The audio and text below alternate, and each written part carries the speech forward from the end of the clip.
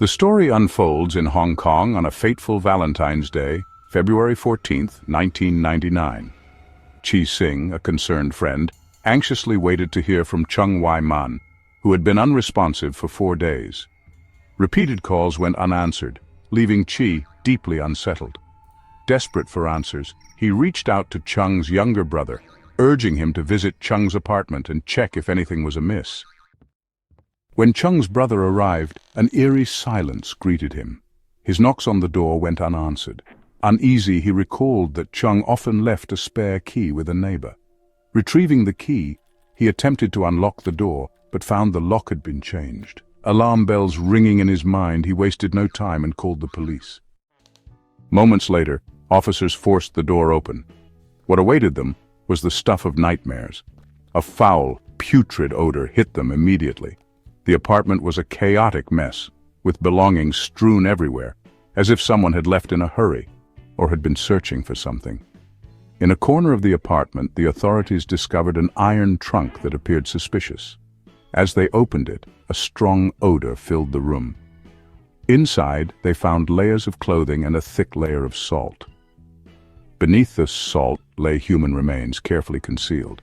The body had been dismembered into 6 parts: the neck, torso, 2 arms, and 1 leg, while the left arm and leg were missing. It seemed to be an effort to cover up the evidence. The body was identified as 23-year-old Chung Wai-Man, a loyal friend with a fierce temper and a reputation for standing by those he cared about. Despite minor ties to the criminal world, Chung was a kind-hearted individual who often risked his safety to help others. His fiery temperament, however, led to frequent clashes with his family, prompting him to move out and live on his own.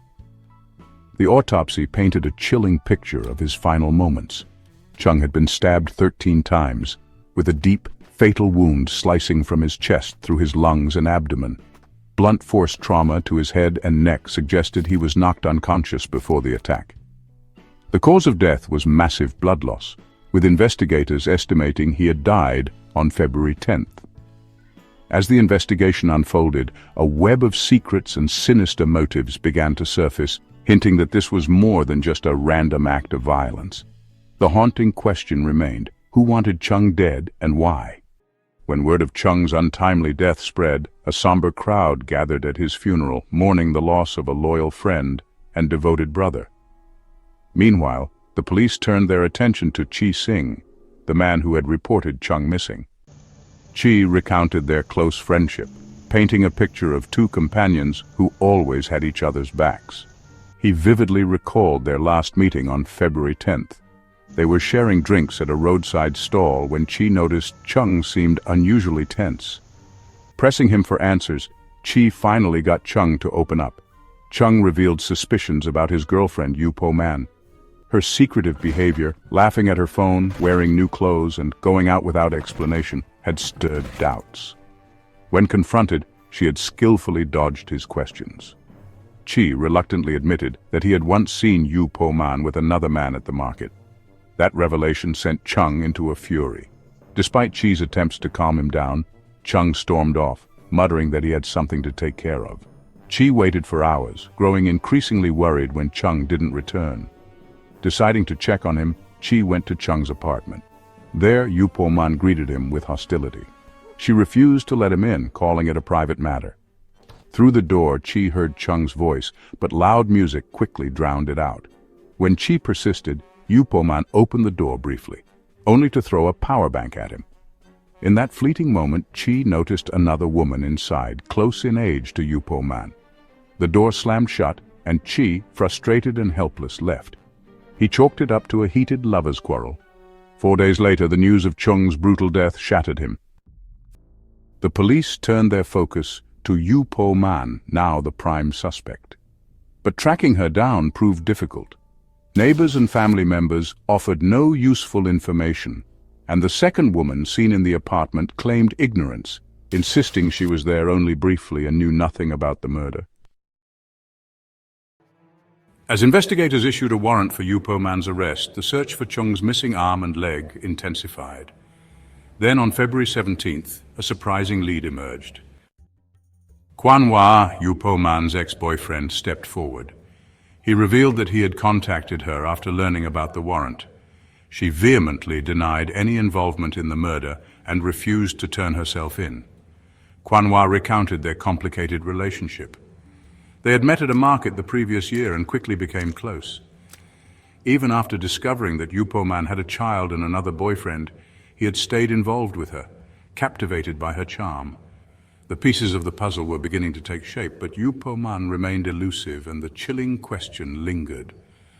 What had really happened in Chung's apartment that night? Chung's world turned upside down when Man tearfully confessed she was pregnant. Panic consumed him as he blurted out, "We can't afford this child. If people find out, I could go to jail." Desperation led them to consider an abortion, but during a consultation the doctor delivered chilling news. Due to Man's fragile health, the procedure could endanger her life. Faced with this grim reality, they abandoned the plan. Determined to protect her unborn child, Man resolved to take on the responsibility alone. She continued attending school, cleverly disguising her growing belly under loose clothing. To prying classmates and teachers, she dismissed her changing appearance as mere weight gain. Even at home, her secret remained hidden.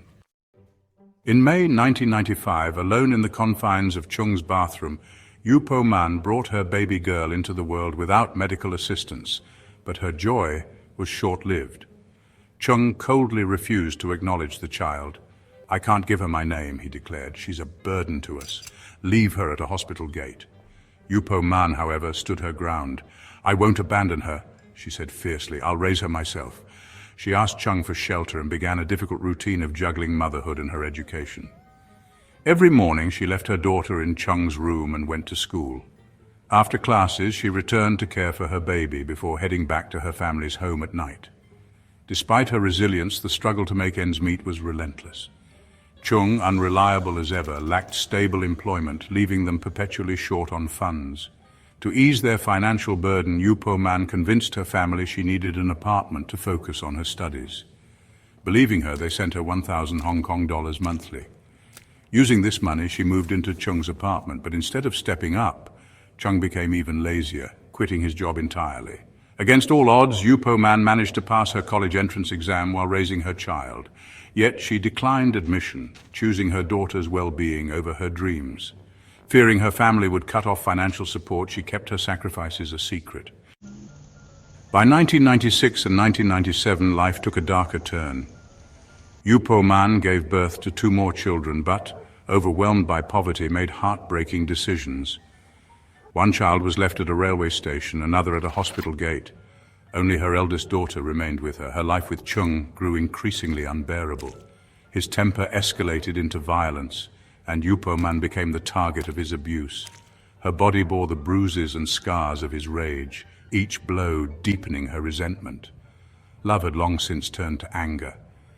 She often found herself thinking, if only I'd left him earlier, I could have finished college, I could have built a better life. In 1998, a glimmer of hope appeared when Man met Chung Wai at a market. His gentle demeanor and kind words were a stark contrast to Chung's cruelty. They exchanged numbers and quickly grew close. Even after learning about her past and her child, Chung Wai stayed by her side, offering her the affection she had long craved. But Man lived in constant fear. She knew that if Chung discovered her new relationship, the consequences would be devastating. Paralyzed by this fear, she made the painful decision to leave Chung Wai without explanation. Time passed, and her life carried on in its weary rhythm. One day, while shopping with her sister at another store, Man crossed paths with someone new, someone who would unknowingly set her life on an even darker trajectory. She was captivated by him at first sight, a firefighter whose bravery and charm won her over. Initially, she kept the relationship hidden, but eventually began openly spending time with him. During this period, Chi Sing, an acquaintance, noticed her actions, and Chung started growing suspicious. The tragic story of Man begins with a series of unfortunate events that spiral out of control, leading to a horrifying climax. Chung repeatedly questioned her, but she always deflected with excuses. Then on February 10, 1999, Chi Sing confirmed Chung's suspicions, revealing her affair. Enraged, Chung stormed back to his apartment and summoned her there. Yupo-man arrived only to be met with verbal abuse and physical violence. In self-defense, she grabbed a nearby iron rod and struck Chung, causing him to stumble and fall. Overwhelmed by memories of years of abuse, she picked up a knife and attacked him further. In a state of uncontrollable rage, she continued until he lay lifeless. Realizing what had happened, she dragged his body to the bathroom.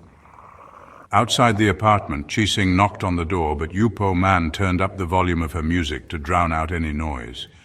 Chung's 4-year-old daughter witnessed the horrifying scene through a crack in the door. Yupo-man reassured her daughter and sent her to another room. Chi-sing eventually left, but Yupo-man faced a grim reality. She decided to dispose of the body by cutting it into pieces. Despite hours of effort, her knife was too dull. Exhausted, she covered the body with a blanket and went to bed. The next morning, she took her daughter out for breakfast. Later, she called her ex-boyfriend, who helped her procure sharper tools. Returning home, she dismembered the body into 6 parts and stored them in a trunk. To mask the odor, she added salt and filled the trunk with clothes and shoes. The remaining limbs were disposed of in a nearby garbage bin. Believing she had covered her tracks, she assumed she would escape suspicion. However, her new boyfriend, Chung Wai, contacted the police and reported everything. Yupo-man's friend, who was present during parts of the incident, denied involvement due to a lack of evidence. On February 3, 2000, Yupo-man was charged with murder and tampering with the body. In court, she claimed self-defense, stating that years of abuse had pushed her to her breaking point. The jury deliberated for 7 hours before deciding her fate. The charges were eventually reduced to manslaughter, and Yupo-man was sentenced to 9 years for the killing and an additional 3 years for tampering with the body, totaling 12 years in prison. When the news broke, public opinion was divided. Many speculated that Yupo-man couldn't have acted alone. They questioned how someone of her small stature could overpower Chung, a taller and stronger man, and manage to place his body in a heavy iron trunk.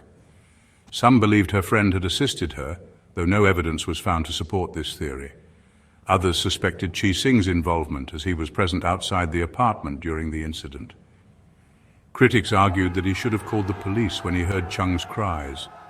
Chi-sing defended his actions, stating he remained silent out of concern for Yupo-man's 4-year-old daughter, fearing that calling the police would lead to her mother's arrest and leave the child abandoned.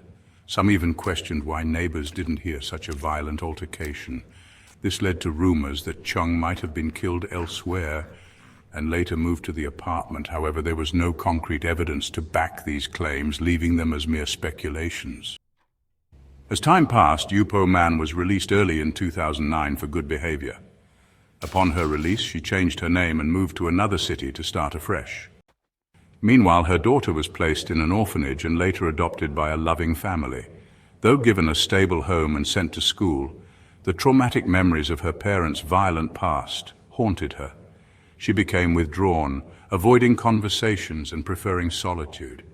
At 15, she dropped out of school and fell into bad habits, including drug use. By the age of 19, she was arrested for drug trafficking. In court, she expressed gratitude to the judge, saying, "Thank you for catching me. Now I can finally escape this life." Her adoptive mother, present at the trial, stood by her side and vowed to continue supporting her no matter what others said. Now I turn the question to you. Who do you think is responsible for the tragic outcomes in this story? Let me know your thoughts in the comments below. That's it for today's story. If you're new to this channel, don't forget to subscribe. If you liked the video, please like and share. See you soon with another intriguing case.